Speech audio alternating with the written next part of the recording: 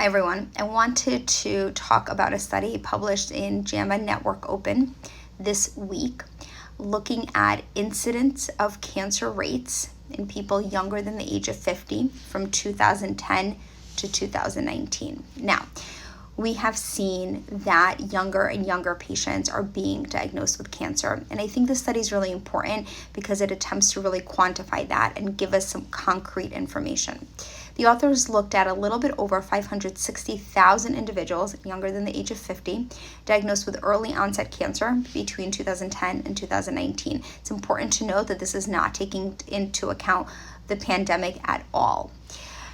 What did they find?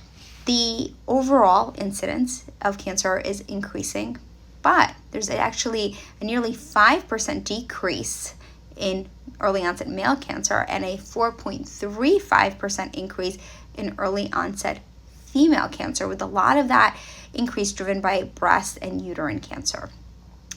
Now, in terms of the decade that saw the greatest increase, that is in people between the ages of 30 to 39. And then they looked at race and ethnicity. And what they found was that there was an increase in incidence of cancer in the American Indian or Alaskan Native population, Asian or Pacific Islander, and Hispanic populations. And in Black and white people, there was actually a decrease in cancer incidence from 2010 to 2019. In terms of what cancers we're seeing the most of in 2019, they see the highest incidence of GI cancers, breast cancers, and hematologic malignancies. Now, there are more statistics, and I'm happy to go into them if you have questions, and just leave those in the comments. But I want to talk about why this study is so important.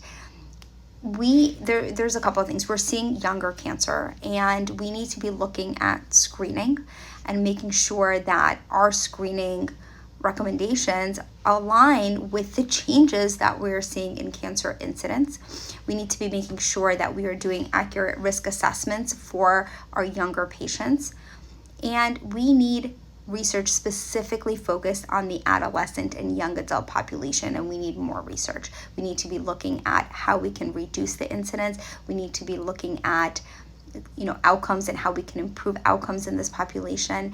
And really, and I think the most important thing is everyone needs to be aware of this greater incidence so that patients who are presenting with symptoms in their early 30s, for example, of a breast mass or bleeding, GI bleeding or anything, aren't being dismissed or aren't being turned away, that people are taking their symptoms seriously and doing a proper workup.